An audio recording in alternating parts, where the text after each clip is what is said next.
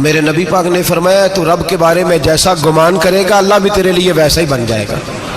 اللہ ویسا بن کے تجھے نوازے گا. اگر تیرا یہ ذہن بن جائے نا کہ جو اللہ مجھے دے گا وہ مجھے ہی دے گا تو اللہ تبارک و تعالیٰ سب سے بڑھ کر تجھے ہی عطا فرمائے گا.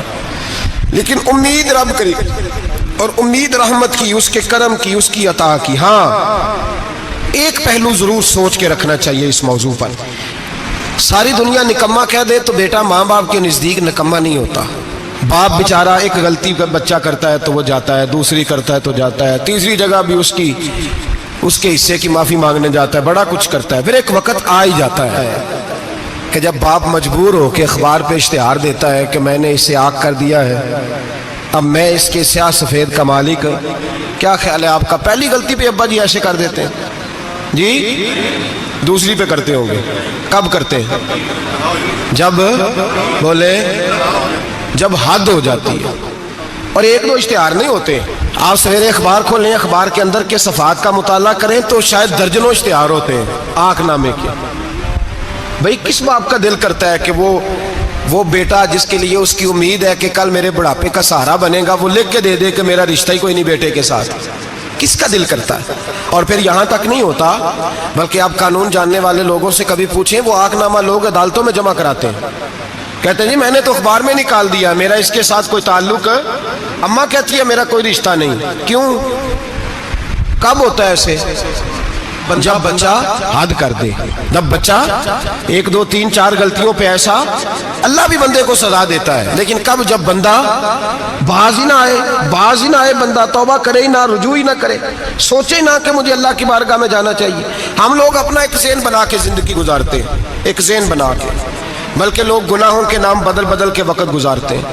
ہم اپنے نفس کا بت بنا کے سارا وقت اسی کی پوجا پہ معاذ اللہ لگا دیتے ہیں. بس یہ ٹھیک ہے، یہ ٹھیک ہے اور یہ ٹھیک ہے، چوتھی بات صحیح کوئی نہیں. اسی کے اندر ہم الجھے رہتے ہیں میرے بھائی. رحمت الہی کا غلط تصور اپناتے ہیں. او میرے بھائی، کسی بندے کی مجبوری تو معاف ہوتی ہے، لیکن اگر کوئی جان بوجھ کے زیادتی کرے تو وہ معاف، اس کی معافی. جس بچے کو پتا ہو نا استاد کو کہ اس کے واقعی گھر میں فوتگی ہو گئی تھی، استاد اسے سزا نہیں دیتا. جس کا پتا ہو کہ واقعی یہ بیمار تھا تو استاد اسے کلاس میں کھڑا نہیں کرتا. جس کا پتا ہو کہ یہ زیادتی کر رہا ہے، جان بوجھ کے کر رہا ہے، استاد اسے ڈنڈوں سے مارتا ہے اور زیادہ مارتا ہے. کہتا ہے تو نالائق ہے، تو جان بوجھ کے کرتا ہے. میرے بھائی اللہ کی رحمت ہے، ہر ایک پہ برستی ہے. لیکن ایک بندہ کھڑا ہی ہو جائے رب کے مقابلے میں، وہ نہ نماز پڑھے، نہ مسجد آئے، نہ کوئی کام کرے، نہ وہ دین کی طرف توجہ کرے، نہ وہ کبھی اللہ سے استغفار کرے، نہ وہ کبھی جائز کام کی طرف توجہ کرے، ساری زندگی حرام اکٹھا کرے، ناجائز کرے. تو اب تو نے حد کر دی. تیرے پاس غضب آیا نہیں بلکہ تو نے غضب کو آواز دی ہے. تو نے اللہ کے غضب کو، بولیے اللہ کے غضب کو، غضب ہونا اور ہوتا ہے اور غضب کو آواز دینا، بولیے غضب کو آواز دینا، ان میں فرق ہے میرے بھائی، یاد رکھیں. ہم آواز دیتے ہیں غضب کو، غضب ہوتا نہیں. دیکھیں نبی کریم صلی اللہ علیہ وسلم، اور یہ حدیث آپ نے یاد رکھنی ہے، یہ یاد رکھنی ہے. نبی پاک صلی اللہ علیہ وسلم نے نا بہت کم لوگوں کو بیوقوف کہا ہے. ہمارے زمانے میں تو عام لفظ ہے نا بیوقوف کہنا. اللہ کے رسول صلی اللہ علیہ وسلم نے بہت کم لوگوں کو بیوقوف کہا. مسند امام احمد بن حنبل کی حدیث ہے، نبی کریم علیہ الصلوۃ والسلام نے فرمایا وہ احمق ہے، وہ بیوقوف ہے. نبی پاک فرما رہے ہیں. اور میں نے کہا کم لوگوں کو حضور بیوقوف کہتے تھے. نبی کریم علیہ الصلوۃ والسلام نے فرمایا وہ بندہ بیوقوف ہے جو سارا دن اللہ کی نافرمانی کرتا ہے اور پھر بھی رب کی رحمت کی امید کرتا ہے. تو بیوقوف ہے. صبح سے شام تک لگا ہوا ہے، میں نے نہیں اللہ ماننی، میں نے نہیں تیری ماننی، معاذ اللہ میں نے نہیں ماننی. شام ہوتی ہے تو کہتا ہے اللہ بڑا مہربان ہے، بخش دے گا. تو بیوقوف ہے، تو بیوقوف ہے. تو بتانا کیا مجبوری تھی نماز نہ پڑھنے کی؟ کس نے تجھے گن پوائنٹ پہ کہا تھا حرام کھانے کو؟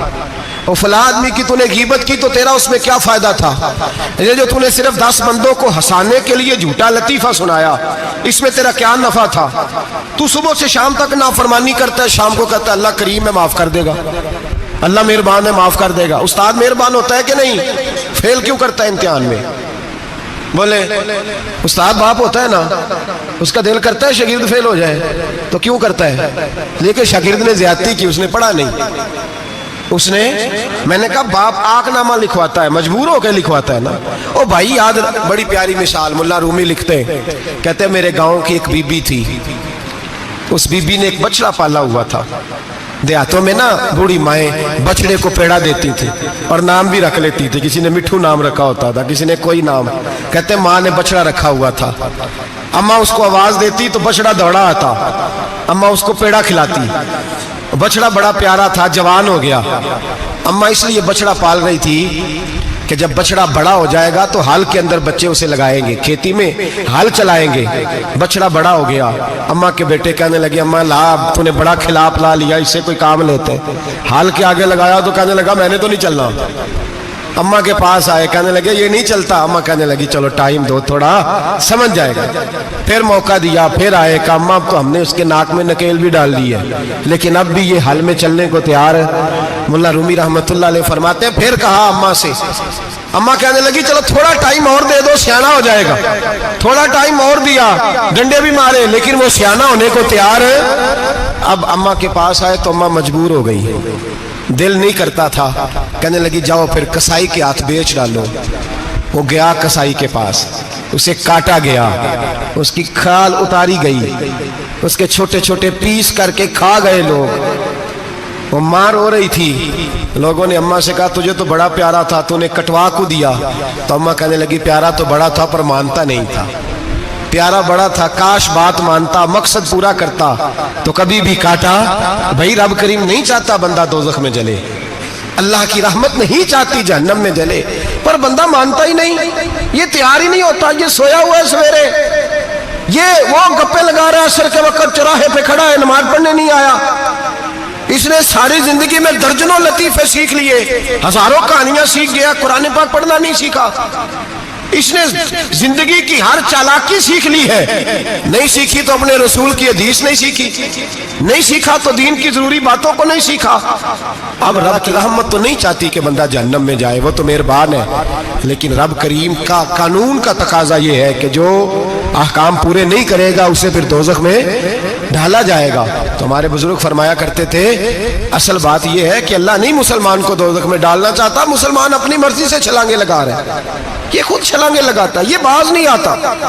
آپ یقین کریں بڑی ذمہ داری کے ساتھ, بڑے خلوص کے ساتھ اور بڑی دیانتداری سے تجربے کی بات عرض کرتا ہوں, ہمارے بہت سارے گناہ ایسے ہیں جن گناہوں کا ہماری دنیا داری کو بھی کوئی فائدہ نہیں, کوئی فائدہ نہیں ہماری دنیا کو بھی اس غلطی کا.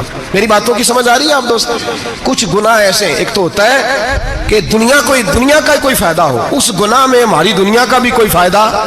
جو آدمی جھوٹے لطیفے سناتا ہے, جھوٹ بولتا ہے, جھوٹ کوئی فائدہ نہیں اسے, لوگ 10 منٹ ہنستے ہیں اور باہر جا کہتے ہیں یار یہ تو کوئی غیر سنجیدہ آدمی, وہ عقل ہی نہیں. کیا فائدہ کمایا اس نے, کیا نفع لیا اس نے؟ جو آدمی بڑھ بڑھ کے باتیں کرتا ہے, 2 4 5 10 آدمیوں کی غیبت کر جاتا ہے, لوگ کہتے ہیں یار بڑا چغل خور ہے. کیا کمایا اس نے زندگی میں, کچھ حاصل کر لیا اس نے؟ ہمارے بہت سارے گناہ میرے بھائی وہ ہیں جن کا ہماری دنیا کو بھی کوئی فائدہ نہیں. تو کیوں نہ ہم ان گناہوں کو چھوڑ دیں تاکہ ہمارے دین کو تو فائدہ ہو جائے, دین کو تو فائدہ ہو جائے. صرف زبان کے ذائقے ہیں, کچھ دیر کے لیے ہماری طبیعت کے تقاضے ہیں, 10 منٹ کی مسکراہٹ ہے جس کے لیے ہم اللہ تبارک و تعالیٰ کا قانون توڑتے پھر جا رہا ہوں. میرے حبیب کریم علیہ السلام نے مسلمان کو کہا ہے کہ تیرا رب تو چاہتا ہے کہ بس تو آ جا, وہ تجھ پہ رحمت نازل کر دے گا. آنا تو شرط ہے کہ نہیں, آنا تو شرط ہے کہ نہیں. اچھا چلیں یہ بتائیں, جو آدمی 1 سے لے کر 31 تاریخ تک ڈیوٹی کرے اس کو تنخواہ لینے جانا پڑتا ہے کہ تنخواہ گھر آ جاتی ہے؟ بول کے بتائیں. پھر بھی جانا پڑتا ہے, وہ کہ میں نے ڈیوٹی پوری کی ہے, پھر بھی جانا پڑتا ہے. ڈیوٹی پوری کرنے کے باوجود تجھے تنخواہ لینے, اور ہو سکتا ہے کہ یہ بھی کہا جائے ابھی آئی نہیں کل آنا, ہو سکتا ہے یہ بھی کہا جائے پرسوں آنا, یہ بھی ممکن نہیں کہ فوراً او خدا کے بندے تو آتا ہی نہیں خدا کی رحمت لینے, تو اس کے گھر کی طرف رجوع ہی نہیں کرتا, تو توجہ ہی نہیں کرتا, تو کہتا اللہ مہربان ہے. بھائی مہربان تو ہے, تو رحمت لینے آیا ہے, تو نے کو بہانہ بنایا اس کی رحمت کا. اللہ کی رحمت قیمت نہیں مانگتی, بہانہ مانگتی ہے, پر بتا نا تیرا کو بہانہ ہے کہ نہیں. میرے نبی کریم سید عالم صلی اللہ تعالی علیہ وسلم نے فرمایا رب قیمت کا سوال اور نہیں مانگتا، یقین کریں نہیں مانگ، بندے قیمت مانگتے ہیں۔ آپ 100 دفعہ مسکرا کے بات کریں، ایک دفعہ نہ کریں تو کہتے ہیں مولوی صاحب امیر ہو گئے، اب تو صحیح سلام بھی نہیں لیتے۔ ایک دفعہ ہو سکتا ہے بیچارہ پیٹ میں درد ہو رہی ہو سکتا ہے گھر کی کو بہت بڑی ٹینشن ہو سکتا ہے کوئی مجبوری ہو، بندے ہمہ وقت قیمت مانگتے ہیں، ہمہ وقت آپ تندرست ہیں، ہر وقت آپ قیمت ادا کرتے ہیں تو لوگ راضی ہیں۔ لیکن رب کہتا تو کوئی قیمت نہ دے، کوئی بہانہ ہی بنا لے، تیرا رب تجھ سے راضی ہو جائے گا۔ سنیں بڑی پیاری حدیث، بڑی خوبصورت حدیث، کنز المال میں دیگر کتب حدیث میں ہے۔ حضرت ابو ہریرہ رضی اللہ تعالیٰ عنہ فرماتے ایک بابا جی نبی پاک کی بارگاہ میں آئے، اور جب وہ واپس جانے لگے تو میں نے عمر پوچھی تو عمر تھی 96 سال۔ کہتے ہیں بزرگ جب آئے نا تو یہ بھویں جو ہے نا ان کی سفید ہو کے تو یوں آنکھوں پہ آ گئی، بڑی چھڑی بابا جی نے پکڑی ہوئی اور دونوں ہاتھ پکڑ کے نا چھڑی کے اوپر جھکے ہوئے ہیں ایک جانب، قربان جاؤں۔ کہتے ہیں جب وہ بزرگ مسجد میں داخل ہوئے تو میرے رسول نے کھڑے ہو کے استقبال فرمایا، کھڑے ہو، اور نبی کریم صلی اللہ علیہ وسلم نے آگے بڑھ کے بابا جی کو بازو سے پکڑا اور بٹھایا، حضور بیٹھ گئے۔ کہا بزرگوں کیسے آئے ہو؟ تو کہتے ہیں وہ بابا جی بات کرتے تو آنکھ کھول کے پہلے حضور کا چہرہ دیکھتے، پھر وہ بات کرتے تو ان کے لب و لہجے کے اندر بڑی پریشانی، بڑی تکلیف، بڑی مایوسی۔ عرض کرنے لگے یا رسول اللہ، حضور زندگی ساری گناہوں میں بیت گئی ہے، حضور غلطیاں ہی غلطیاں، یاد ماضی عذاب ہے، یا رب چھین لے مجھ سے حافظہ میرا۔ اے اللہ کے رسول بڑی لمبی فہرست ہے، پاپ ہی پاپ ہے، کالے سیاہ دفتر ہے۔ یا رسول اللہ صلی اللہ علیہ وسلم جب پلٹ کے دیکھتا ہوں حضور مجھے نیکی دکھائی نہیں دیتی۔ حضور اس عمر میں آپ کا ایک صحابی ملا ہے، اس نے بات سمجھائی ہے تو تھوڑا خیال آیا ہے، لیکن یا رسول اللہ صلی اللہ علیہ وسلم اب میرا وجود بیکار ہو گیا ہے، حضور بوڑھا ہو گیا ہوں۔ 3 باتیں کہیں بزرگوں نے اور نرالی کہیں، کہنے لگے یا رسول اللہ صلی اللہ علیہ وسلم، حضور اب تو میری کمر بھی سیدھی نہیں ہوتی کہ میں نماز ہی صحیح ادا کر سکوں، بوڑھا ہو گیا ہوں۔ یا رسول اللہ صلی اللہ علیہ وسلم اب میرے اندر طاقت نہیں کہ میں محنت مزدوری کر کے صدقے اور خیرات دے سکوں۔ یا رسول اللہ صلی اللہ علیہ وسلم اب میں تلوار لے کے جہاد بھی نہیں کر سکتا، حضور نہ میں لمبی نمازیں پڑھ سکتا ہوں، آقا نہ میں صدقات و خیرات دے سکتا ہوں، محبوبہ نہ میں دین کے لیے کوئی جہاد کر سکتا ہوں، بیکار وجود ہے، بیکار وجود کو تو گھر والے برداشت نہیں کرتے، بچے دعا کرتے ہیں یا اللہ ابا جی کو پردہ دے دے، اماں کو پردہ دے دے، بیکار ہو گیا ہوں اور آج آیا ہوں تو مجھ بیکار کو میرا رب قبول کر لے گا؟ آج کلمہ پڑھوں تو بیکار ہوں، کسی کام کا نہیں، نہ نماز نہ صدقات نہ جہاد، قبول کر لے گا؟ حضرت ابو ہریرہ فرماتے ہیں جیسے برسات میں بارش کی جھڑی لگتی ہے، یوں مصطفیٰ کی آنکھوں سے جھڑی لگ گئی، حضور کھل کے روئے، کھل کے۔ اور میرے حبیب پاک نے فرمایا بزرگوں بڑے مجاہد ہیں، دین کے لیے جہاد کرنے والے بڑے ہیں، رب کریم کو آپ کی تلوار کی اتنی حاجت نہیں، اور فرمایا اس کے خزانے کوئی خالی تو نہیں کہ آپ ہی گویا صدقہ دیں گے تو بھرے جائیں گے، اور فرمایا پھر رب کریم کی شان میں اضافہ نہیں کرتی عبادتیں، وہ تو بندے کو نفع دیتی ہیں۔ میں بزرگوں نہ آپ جہاد کریں نہ آپ صدقات دیں، لا لمبی نمازیں پڑھیں، آپ صدق دل سے آ جائیں، اللہ کے رسول کا وعدہ ہے رب آپ کو بغیر حساب کتاب جنت عطا فرما دے گا۔ آنا تو شرط ہے کہ نہیں؟ آئیں تو صحیح، نہ پہنچے تو صحیح، آ جائیں، اس کو نہیں عادت صدقات و خیرات کی، جہاد کی، تبلیغ، آئے تو صحیح نا۔ ان العبد اذا اعترف ثم تاب تاب اللہ علیہ، میرے حبیب نے فرمایا بندہ جب رو کے کہتا ہے نا یا اللہ غلطی ہو گئی معاف کر دے، فرمایا میرا مالک اسے فوراً ہی معاف فرما دیتا ہے۔ تو آ تو صحیح، تو آتا ہی نہیں، تو آ ہی نہیں رہا، تو گھر میں بیٹھا ہوا ہے، تو سویا ہوا ہے، تو دکانداری کر رہا ہے، تو پیسے گن رہا ہے، تو آیا ہی نہیں، آ تو صحیح۔ بلکہ میرے نبی پاک فرماتے ہیں جب اللہ پاک کا بھاگا ہوا غلام آتا ہے پھر تو اللہ زیادہ راضی ہوتا ہے، پھر تو اللہ زیادہ راضی ہوتا ہے، زیادہ راضی ہوتا ہے، تو آ تو صحیح، پہنچ تو صحیح۔ بلکہ صوفیات اور بات کرتے ہیں، وہ کہتے ہیں تو کبھی بھول کے بھی رب رب کرے تو اللہ تو اسے بھی قبول کر لیتا ہے، بھول کے۔ ملا رومی کہتے ہیں بنی اسرائیل کا بندہ ہے، صنم پتھر کو کہتے ہیں، بت کو کہتے ہیں، بت کے سامنے کھڑا ہے اور ساری رات کہتا ہے یا صنم یا صنم یا صنم، اے پتھر اے بت، ساری رات پکارتا رہا۔ رات گہری ہو گئی، نیند کا غلبہ، تھک گیا، سونے کے قریب آیا تو غلطی سے منہ سے نکل گیا یا صمد، یا سنم کی جگہ نکل گیا. رب کریم نے فرمایا جبریل دوڑ کے جا, جو مانگتا ہے اسے دے دے. حضرت جبریل عرض کرتے ہیں مولا بھول کے تیرا نام لے رہا ہے, بھول کے لے رہا ہے. تو رب کریم نے فرمایا چل نام تو میرا ہی لے رہا ہے نا, میرا لے رہا ہے نا.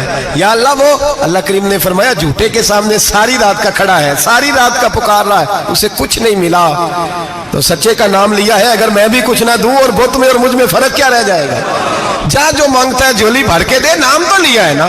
او بھائی تو بہانا تو بنانا, وہ آ تو صحیح نا, تو یہاں آ جا, پہنچ جا, آ جا, بس بیٹھ جا. اس کی بارگاہ ناز میں حاضر تو ہونا, تجھے فرصت ہی نہیں. تو یاروں کے لیے ٹائم نکالتا ہے, بازاروں کے لیے ٹائم نکالتا ہے, گلیوں کے لیے ٹائم نکالتا ہے, چوکوں چوراہوں کے لیے ٹائم نکالتا ہے, ہفتے میں ایک دن ہوٹلنگ کے لیے بھی جاتا ہے, لیکن کبھی چھپ کے 2 نفلوں کی تجھے توفیق نہیں ہوتی. اور میں کئی دفعہ کہہ چکا ہوں, جس بندے کو بغیر عبادت کے رزق زیادہ ملنے لگ جائے اس پر آزمائش ہوتی ہے رب کریم کی. اللہ فرماتا ہے اس کو پیسے دو, اسے آنے نہ دینا, اس کو چل پیسے دوڑ جا.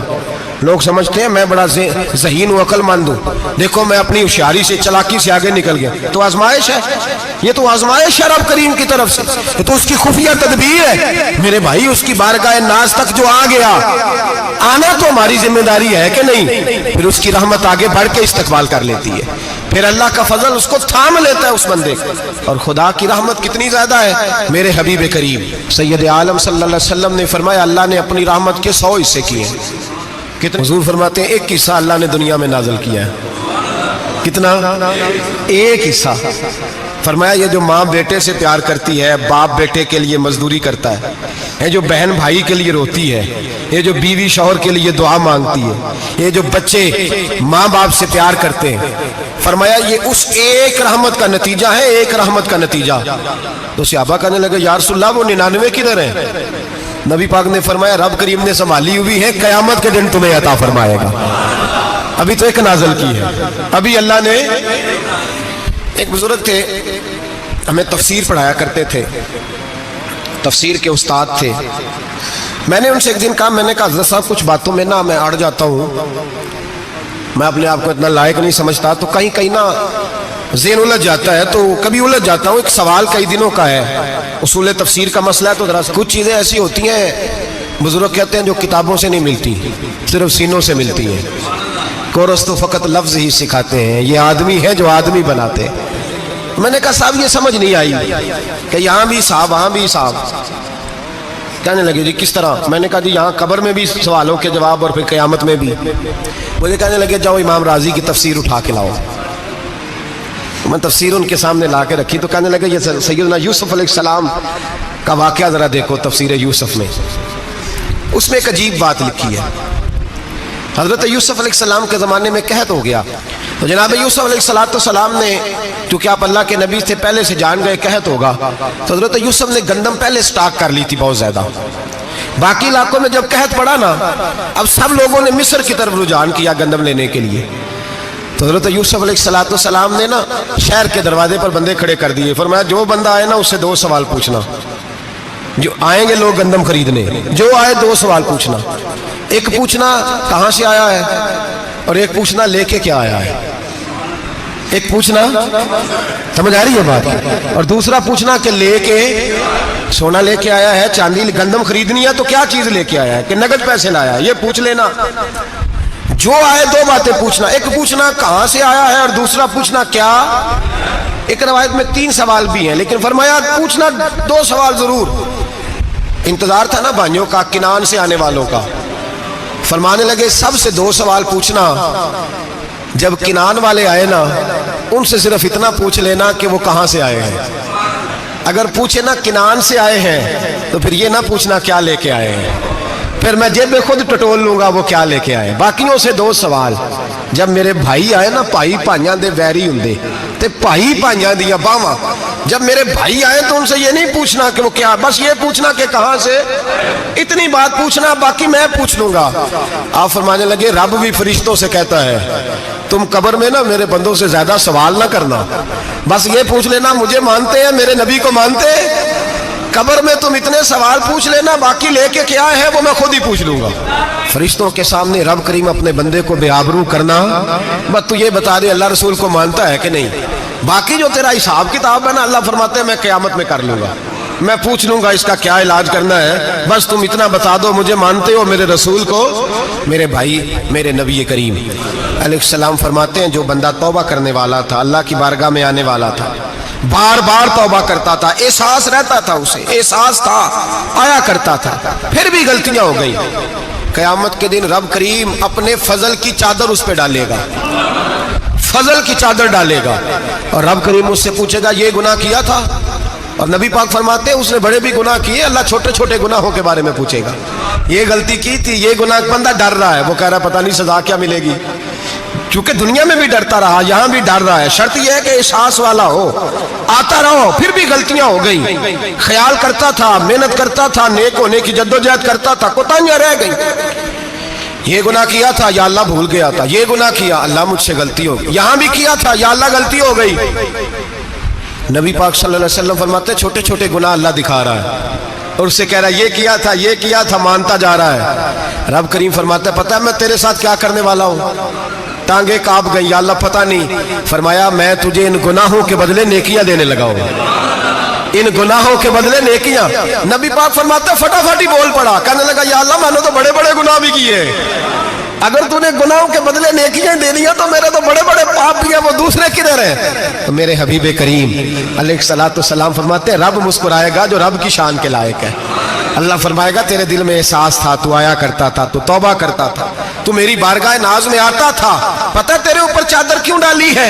या अल्लाह नहीं, फरमाया मैं तुझे अपनी रहमत की चादर में छुपा के जन्नत में दाखिल करना चाहता हूं। मेरे भाई तू आ तो सही, तू पहुंच तो सही, खुदा रहा ये जो जितनी दुनियादारी है ना, ये तो आप हर वक्त करेंगे तो राजी होंगे लोग, हर वक्त। और ये जो हमने प्लानिंग की हुई है ना कि मैं फलाना काम करके सियाना हो जाऊंगा, तो इतनी मोहलत नहीं दी अल्लाह पाक ने, वो कहता फौरन आ, अपनी मनसूबा बंदी बदलें, रहमत इलाही की जानिब तवज्जो करें, अपना ज़हन रब करीम के बारे में करम वाला बनाए, और ये इरादा करें कि मैं उसकी बारगाह में आऊंगा तो वो मुझे अता करेगा। अपने बाजू पे भरोसा ना करे, अपनी अकल पे भरोसा ना करे, भरोसा जब भी करे खुदा की रहमत पे करे, उसके फजल पे करे, उसके करम पे करे, और ज़हन बनाए कि अल्लाह माफ करने वाला है। हमारे जिम्मे ये है कि हम अपने गुनाहों का एहसास पैदा करें, हमारी जिम्मेदारी ये है कि हम तौबा सच्ची और खरी करें, हमारी ड्यूटी ये है कि हम अल्लाह की बारगाह में सही मानों में हाजिरी दें।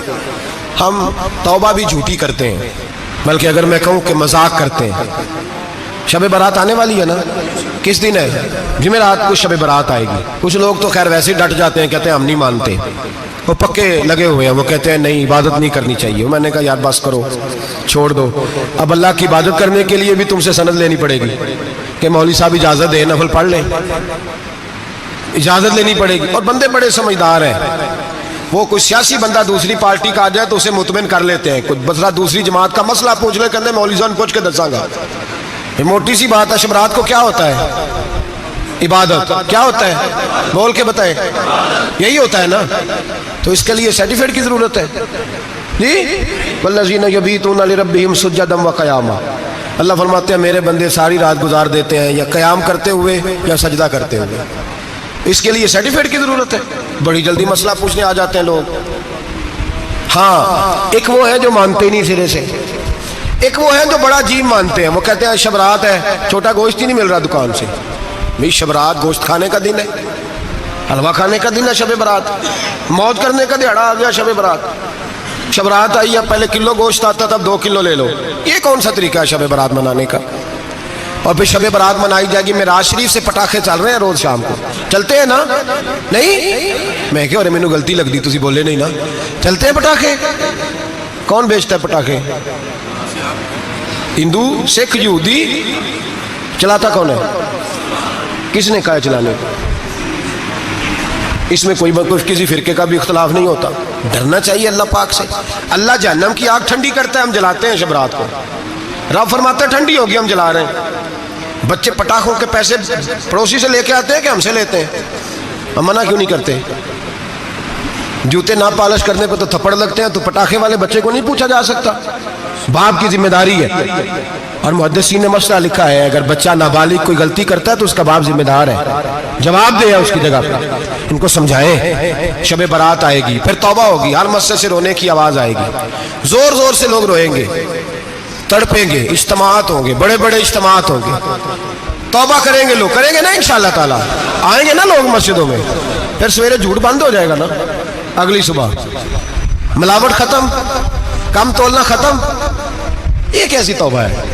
वो दुकानदार जो शबरात वाले दिन गलत सूजी फरोख्त कर रहा है, मिलावट वाली चीनी बेच रहा है, ताकि दवाइयों में धोखा देते हैं लोग, दवाइयों में धोखा देते हैं। एक डॉक्टर खुद मुझे कहने लगे, वो मेरे दोस्त हैं, हल्का फुल्का कोर्स किया हुआ है, कहते मेरे दोस्त हैं कई सारे लोग, तो एक ऐसा ही हमारे शोबे का आदमी था, तो अपने अब्बा जी को वो ड्रिप लगाने लगा, तो अब्बा जी कहने लगे पुत्र मिन्नू असली ला दे तेरी मेहरबानी, मिन्नू असली ला दे तेरी मेहरबानी, लोखा अली ना ला दे। ये हाल हो गया है। दवा मुझे बताएं वो कौम इखलाकी तौर पे कितनी गिर चुकी है जो दवाइयों में जहर बेचती है, दवाइयों में। और मैं इंशाल्लाह किसी मौके पर तफसील से इस पर गुफ्तगू करूंगा, बड़ी तफसील से। मैंने बहुत सी मालूमात इकट्ठी की हैं कि कितना जुल्म करते हैं ये लोग, लिखने वाले भी, लाने वाले भी, बेचने वाले भी, कितने बड़े मुजरम हैं, सेहत के साथ खेलते हैं। सेहत बारह लाम दाम बरसरे, मतलब जिस आदमी ने धोखे का माल ला के रखा है शबरात वाले दिन के रात तौबा भी करनी है और सवेरे ये बेचना भी है, वो तौबा करने आया है। जिसने धोखे का माल ला के रखा है कि सवेरे बेचना है और रात तौबा भी करनी है, वो तौबा कर रहा है कि मजाक कर रहा है? तौबा मेरी तौबा, अस्तगफिरुल्लाह, या अल्लाह माफ कर दे, ऊंची ऊंची आवाज में रो रहा है, और सवेरे सारे चक्कर वही हैं। ये कैसी तौबा है? तौबा क्या है? मेरे नबी पाक अलैहिस्सलाम के गुलामों ने तौबा की तकसीम की।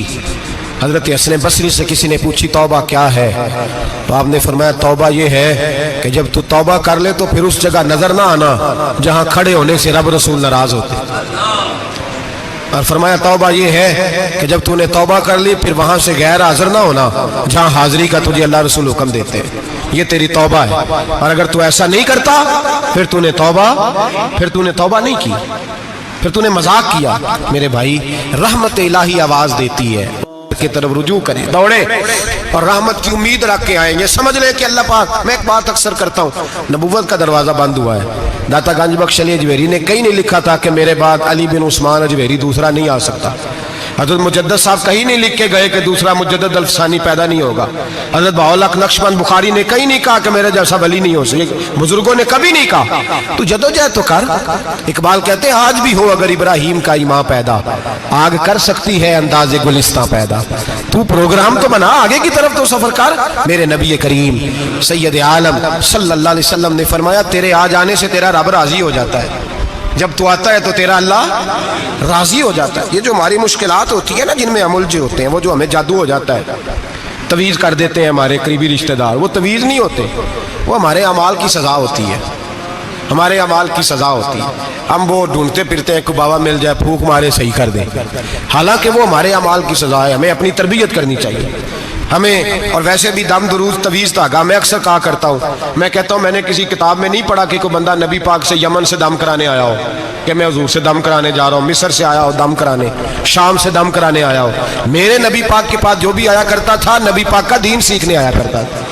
दम दुरूद तो एक ज़िमनी चीज़ है, ज़िल्ली चीज़ है, हो गया तो ठीक है, वरना अल्लाह पाक अगर बीमारी में राजी है तो नबी पाक ने खुद बीमारी को सीने से नहीं लगा के रखा।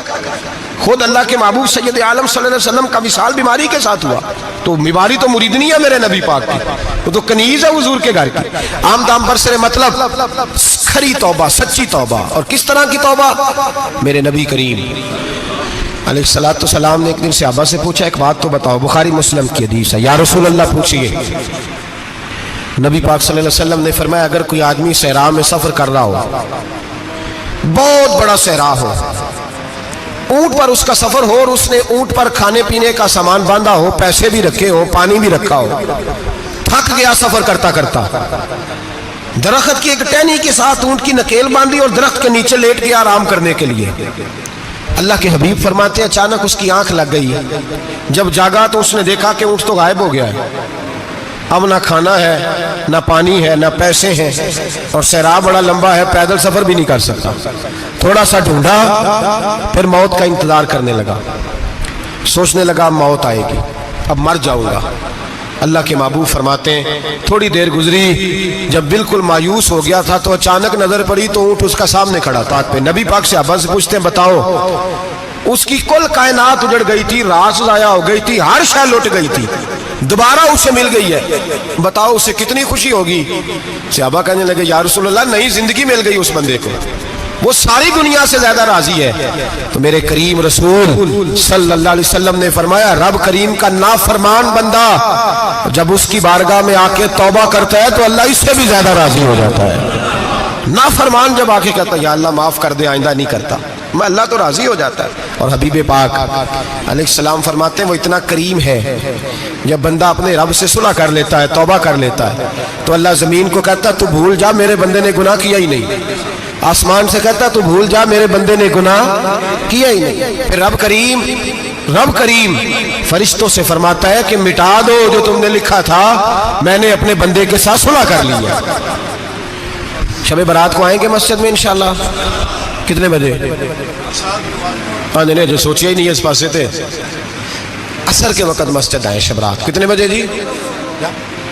عصر کے وقت آئیں, غسل کریں, مسجد آئیں, عصر کے بعد درود شریف پڑھیں اور مغرب سے لے کر فجر تک عبادت کریں.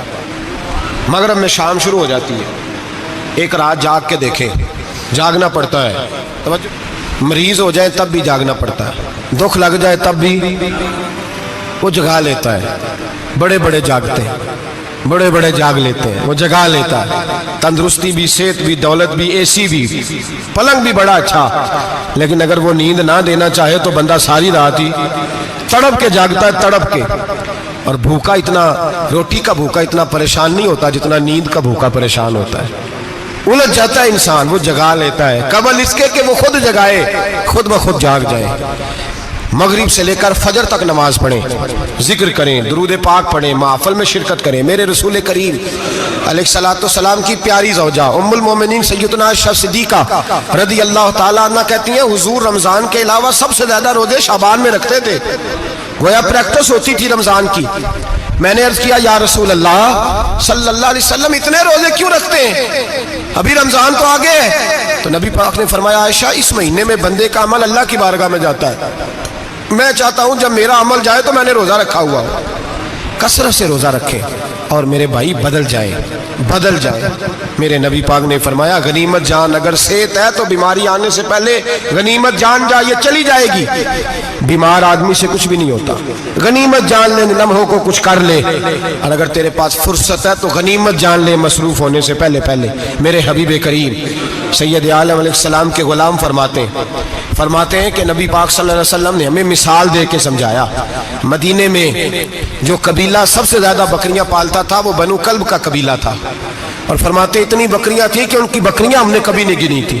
نبی پاک علیہ السلام نے فرمایا جب شعبان کی 15ویں رات آتی ہے, یہ ترمذی کا لفظ ہے, فرمایا جب شعبان کی 15ویں رات آتی ہے تو بنو کلب کے قبیلے کی بکریوں کے بالوں کی تعداد کے مطابق اللہ میری امت کے افراد کی بخشش فرما دیتا ہے. اور صحابہ کہتے ہیں ہمیں لگتا یوں ہے کہ چونکہ ہم نے جو چیز سب سے زیادہ دیکھی تھی وہ بنو کلب کی بکریاں تھیں, اس لیے نبی پاک نے ہمیں سمجھانے کے لیے ان کی بات کی, ورنہ اگر ہم نے اس سے زیادہ کچھ شے دیکھی ہوتی تو نبی پاک اس کا نام بیان فرماتے. ہمیں سمجھانے کے لیے فرمایا بنو کلب کے قبیلے کی بکریوں کے بالوں کی کسی ایک بکری کے بال بھی بندہ گن سکتا, اور حضور نے فرمایا جو سب سے زیادہ بکریاں پالتے ان کی تعداد کے مطابق حضرت عائشہ صدیقہ رضی اللہ تعالیٰ عنہ فرماتی ہیں جنت البقیع میں حضور جایا کرتے, قبرستان میں, قبرستان کے کونے میں. اللہ کے رسول کو میں نے نماز پڑھتے بھی دیکھا 15ویں رات کو, اور فرماتی ہیں حضور بقیع والوں کے لیے بخشش کی دعا بھی کرتے. قبرستان بھی جائیں شب برات کو, ان کے لیے دعا بھی کریں. اور پھر میرے بھائی شب برات کو للہیت کے ساتھ آئیں, لوٹنے کا پروگرام بنائیں, اس سے قبل کے رب کریم خود جکڑ کے لے آئے, خود بخود آئے, اس کے کرم کی طرف توجہ کریں, اس کی رحمت کی طرف توجہ کریں. میرے رسول کریم صلی اللہ علیہ وسلم کے پاس ایک دیہاتی آئے, مولا علی شیر خدا فرماتے ہیں میں بھی حاضر تھا. کہتے کبھی کبھی سادے بندے آتے تھے پر بڑی عجیب ہی بات کر جاتے تھے. کہتے ایک دیہاتی آئے, تامت باندھی ہوئی اور سادہ رومال کندھے پہ رکھا ہوا ہے. نبی پاک کے پاس آئے اور حضور سے دل لگی کرنے لگے, حضور سے دل لگی کرنے لگے, میٹھی باتیں کہنے لگے یا رسول اللہ ایک مسئلہ پوچھنے آیا ہوں. فرمایا پوچھو. عرض کرتے ہیں حضور قیامت میں حساب کون لے گا؟ قیامت میں اب کس کو نہیں پتا کون حساب لے گا, دل لگی کی بات ہے نا, کون لے گا؟ نبی پاک نے فرمایا اللہ حساب لے گا. تو کہتے ہیں اس نے نا اور جملہ کہا تو ہم اس کی بات پہ حیران ہو گئے, کہنے لگے یا رسول اللہ واقعی اللہ حساب لے گا؟ تو کہتے ہیں نبی پاک مسکرائے, فرمانے لگے تجھے تیری مار ہوئے, میں سچی تو کہہ رہا ہوں. تو کس طرح کی بات کر رہا ہے؟ اللہ ہی حساب لے گا۔ حضرت علی فرماتے ہیں اس نے رومال اٹھایا کندھے پہ رکھا، کہنے لگے یا رسول اللہ اگر رب حساب لے گا تو پھر اس نے معاف ہی کر دینا ہے۔ یہ کہہ کے وہ چلا گیا، یہ لفظ کہہ کے وہ چلا گیا۔ تو حضرت مولا علی کہتے ہیں میں نے حضور کا چہرہ دیکھا تو گلاب سے بھی زیادہ کھلا ہوا تھا، میں نے نبی پاک کا چہرہ دیکھا تو چاند سے بھی زیادہ روشن تھا۔ میں نے کہا حضور یہ کیا کہہ گیا ہے؟ نبی پاک نے فرمایا بندہ بڑا سادہ تھا، بات بڑی پیاری کر گیا ہے، بڑی پیاری کر گیا ہے۔ حضور نے فرمایا علی رب کریم ہے، اور کریم جب غالب ہوتا ہے تو کرم ہی فرمایا کرتا ہے، وہ کرم ہی کرتا ہے، وہ معاف ہی کرتا ہے، وہ معاف ہی کرتا ہے۔ اللہ معاف کرتا ہے، پر میں نے کہا کوئی معافی لینے آئے ہی نہ تو کوئی معافی لینے۔ ایک اور بات بھی آخر میں سمجھانی ہے آپ کو، وہ بھی سمجھ لیں۔ ہم جب کسی رشتہ دار کو راضی کرنے جاتے ہیں نا، ناراض ہو تو ہمیں پتہ چل جاتا ہے کہ یہ وقت چپانے آیا یا راضی ہو گیا۔ دو قسم کے لوگ ہوتے ہیں، کہتے ہیں چلو برادری آ گئی ہے میں چلتا ہوں، پر کس طرح؟ ٹائم پہ ٹائم آؤں گا، 200 دے کے گھر آ جاؤں گا۔ اور جو راضی ہو جاتے ہیں نا وہ 2 دن پہلے آتے ہیں، دیگوں کا بھی خیال کرتے ہیں، ملاقات کرتے ہیں، وہ کپڑے بھی نہیں بدلتے۔ فرق ہوتا ہے راضی ہونے میں۔ بات کی سمجھ آ رہی ہے آپ؟ ہم توبہ کرنے آتے ہیں اللہ کی بارگاہ میں، کیا ہمیں پتہ نہیں چلتا کہ ہم نے توبہ کیا رب راضی ہوا ہے کہ نہیں ہوا؟ ہمارا ایمانی رشتہ تو ہے نا اپنے رب سے، روح کا تعلق تو ہے نا، تو ہمیں اندازہ ہوتا ہے کہ اللہ راضی ہو گیا کہ نہیں۔ اندازہ تو ہونا چاہیے نا ہمیں۔ یہ بات کہنے کی نہیں، یہ بات محسوس کرنے کی ہے، اس کو محسوس کریں۔ ہم جب اللہ کی بارگاہ میں آئے تو پھر ہمیں اندازہ ہونا چاہیے کہ میں نے منا لیا ہے کہ نہیں منا سکا، میں اس کو راضی کر کے اٹھ رہا ہوں کہ نہیں اٹھ رہا۔ اگر بغیر راضی کیے اٹھے ہو تو پھر فارمیلٹی کرنے آئے تھے، پھر راضی کرنے نہیں آئے تھے۔ حضرت فضیل ابن عیاض رحمۃ اللہ تعالیٰ علیہ فرماتے کہ دن میں نے سر سجدے میں رکھا اور میں نے کہا خدا بندہ آج مجھے پتا چلے گا کہ تو مجھ سے راضی ہے کہ ناراض ہے، تو پھر ہی میں اٹھوں گا۔ آپ فرماتے ہیں مجھے چاروں کونوں سے آواز آنے لگی کہ تیرا رب راضی ہو گیا ہے، اور فرماتے ہیں جس جگہ میں سجدہ کر رہا تھا وہ زمین بھی بولنے لگے کہ بس کر دے، عرش کا مالک تجھ سے راضی ہو گیا ہے۔ لیکن شرط یہ ہے، حضرت حبیب اجمی رحمت اللہ علیہ فرماتے ہیں میں سود کا کاروبار کرتا تھا توبہ کرنے سے پہلے، کئی دفعہ میں نے توبہ کی تھی، لیکن میری اس توبہ کے اندر صداقت نہیں ہوتی تھی۔ میرا دل بھی گواہی دیتا تھا کہ یہ نا بہت سارے بندے کہتے ہیں آئندہ نہیں کرتا، وقت ٹپاتے ہیں، جس طرح بندوں کو دھوکہ دیتے ہیں اس طرح معاذ اللہ توبہ بھی اسی طرح کی کرتے ہیں، لیکن بعد میں دوبارہ اسی ڈگر پہ چل نکلتے ہیں جس پہ پہلے ہوتے ہیں۔ آپ فرماتے ہیں میں کئی دفعہ توبہ کرتا تھا تو توڑ دیتا تھا۔ آج میں نے توبہ کی، کس طرح کی؟ سود کا میں دھندا کرتا تھا تو میں سود کے پیسے لایا، گوشت پکنے کو دیا بیوی کو، سود کے پیسوں کا دیا، میری بیوی نے ہنڈیا چڑھائی، تھوڑی دیر گزری تو وہ سارا گوشت خون بن گیا۔ میری بیوی اٹھا کے لائی، کہنے لگی لے جائیے جو تو غریبوں کا خون نچوڑ کے لایا تھا نا، یہ خون بن گیا، خود بھی پی اور اولاد کو بھی پلاؤ۔ کہتے ہیں میں نے سچی توبہ کا فیصلہ کیا۔ آج پہلے میں سچی توبہ کا ارادہ نہیں کر، آج سچی توبہ کا فیصلہ کیا اور میں نکلا، حضرت حسن بصری کے پاس گیا، ان کی بیعت ہوا، توبہ کی، انہوں نے مجھے اعمال بتائے، کھری توبہ کی۔ کہتے ہیں جب توبہ کے لیے گھر سے نکلا تو چھوٹے چھوٹے بچے کھیل رہے تھے، ایک بچہ کہنے لگا پیچھے ہٹ جاؤ بہت بڑا سودیا ہے، اس کا سایہ بھی پڑ گیا تو ہمارے اندر نحوست آ جائے گی، پیچھے ہٹ جاؤ سود کا دھندا کرتا ہے۔ کہتے ہیں مجھے اور چوٹ لگی کہ یا اللہ تیری چھوٹی چھوٹی مخلوق بھی یہ سمجھتی ہے۔ کہتے ہیں میں توبہ کرنے گیا تو کھری توبہ کر کے آیا، حضرت حسن بصری کے پاس رو کے توبہ کی۔ میں وہاں سے واپس آیا تو بچے ابھی کھیل رہے تھے، کہتے ہیں وہ بچہ جو پہلے بولا تھا کہ پیچھے ہٹ جاؤ بڑا سود والا ہے نحوست پڑ جائے گی، وہ بچہ پھر آواز دے کے کہنے لگا دوستو پیچھے ہٹ جاؤ، رب کریم کا ولی آ رہا ہے، اللہ کا بندہ آ رہا ہے، کہیں ایسا نہ ہو ہمارے پیروں سے گرد اڑے اور اس ولی کے اوپر پڑے اور اس کی توہین ہو جائے، اللہ ہم سے ناراض نہ ہو جائے ولی کی توہین کر کے، پیچھے ہٹ جاؤ۔ آپ فرماتے ہیں میں نے تڑپ کے آسمان کی طرف دیکھا اور میں نے کہا یا اللہ مجھے سمجھ آ گئی ہے کہ کھری توبہ کیا ہوتی ہے، سچی توبہ اصل توبہ کیا ہوتی ہے۔ جھوٹ موٹ کی توبہ نہ کریں، شب برات کو آئیں، اور بڑا دیانتداری کا مشورہ دیتا ہوں دل کو سنبھال کے آئیں، اگر جھوٹ نہیں چھوڑنا، فریب نہیں چھوڑنا، ہم نے مسجد کی حاضری کی پابندی نہیں کرنی تو پھر توبہ کا لفظ پکارنا دھوکہ ہے، پھر یہ دھوکہ ہے، پھر یہ مذاق ہے، پھر مذاق نہ کریں، آنا ہے تو کھری توبہ کے ارادے سے آئیں، کھل کے آئیں۔ انشاءاللہ ہر سال ہم بھی ساری رات یہاں بیٹھتے ہیں، آپ سے بھی گزارش کریں گے کہ چھٹی نہ کریں، وقت پہ آئیں، مغرب میں آئیں، نوافل ادا کریں، عشاء کے بعد نوافل نوافل پڑھے. محفل کرنے کا مقصد یہ ہوتا ہے کہ تلاوت سے دل نرم ہوتا ہے, نعت سے دل نرم ہوتا ہے, تقریر سے انسان کی سوچ بدلتی ہے, توبہ کی طرف جاتی ہے. یہ سارے کام کر کے جب بندہ استغفار کرتا ہے, توبہ کرتا ہے, تو اس کے لیے آسان ہو جاتا ہے, ذہن بن جاتا ہے. اس لیے واعظ بھی ہوگا, ذکر بھی ہوگا, دعا بھی ہوگی. وقت کو ضائع نہ کریں, رمضان قریب آنے والا ہے. بزرگ کہتے ہیں اگر شب برات پہ سچی توبہ کر لو گے تو پھر رمضان میں جو نیکیاں کرو گے وہ تمہارے پاس سٹاک بن جائے گا, وہ تمہارے پاس خزانہ اکٹھا ہو جائے گا. توبہ ابھی سے کر لو, معاملات ابھی سے سمیٹ لو, تاکہ جب رمضان آئے تو پھر نیکیاں خزانہ بن کے جمع ہو. ہمیشہ مدحت خیر الانام میں گزرے. دعا ہے یہ عمر درود و سلام میں گزرے. آخر دعوانا